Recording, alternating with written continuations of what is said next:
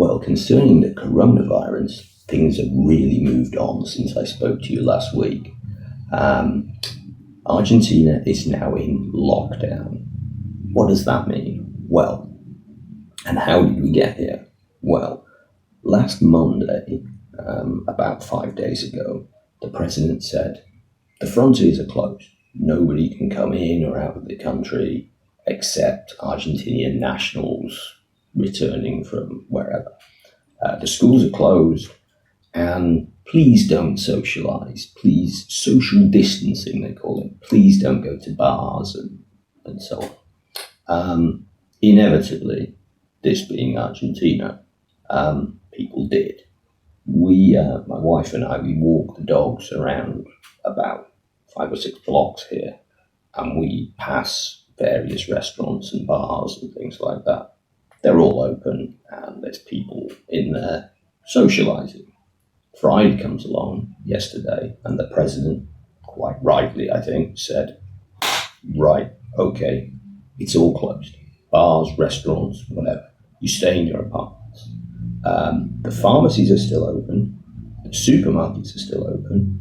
If you need to go to those places, fine. And if you need to walk the dog, fine.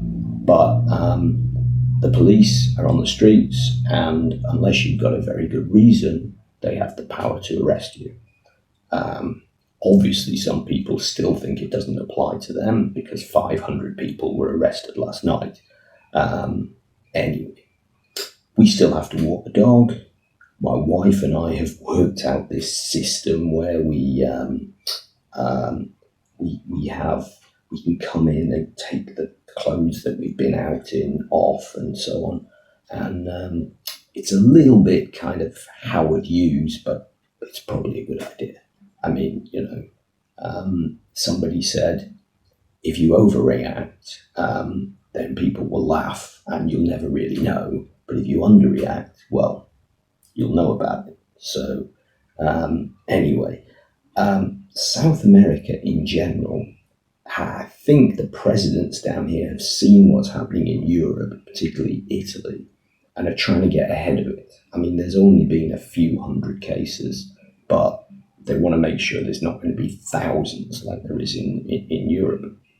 So Argentina's gone into lockdown. I know I read today Peru has also gone into lockdown, and maybe some other countries. Brazil, however, is a different case. I've been talking to some people in Brazil. They closed the schools, everybody went to the beach.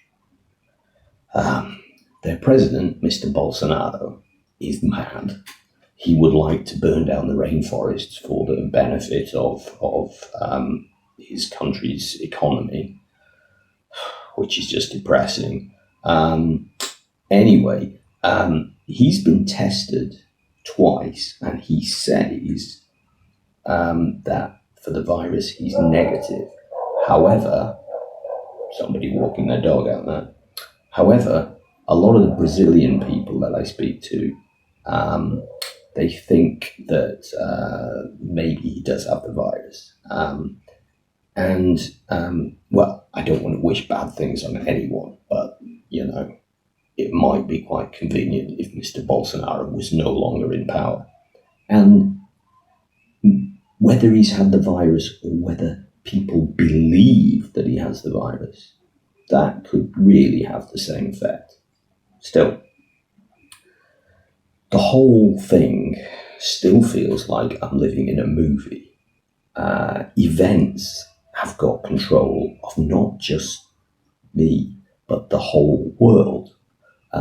It really does feel very surreal. I wake up in the morning and, I'm tranquil, whatever, it's a lovely day, and then wham, I remember that we're in this totally bizarre situation. I'm still working from home because that's what I do, but it's beginning to get strange because I don't know what day it is anymore. I mean, my work is just blending from day to day, and that usual anchor point that people have, the Sundays, the churches have all closed. So people don't even have that. Everyone's in their apartment. Everyone's doing the same thing. Um, the people I speak to online, everybody really is doing the same thing in different parts of the world. It is very, very strange. But, well, we'll see where this goes. As I said, I don't want to base all my talks around the coronavirus, but, obviously this is an important feature of life. So I do have to talk about it. But for the moment, stay safe, and I'll see you next time.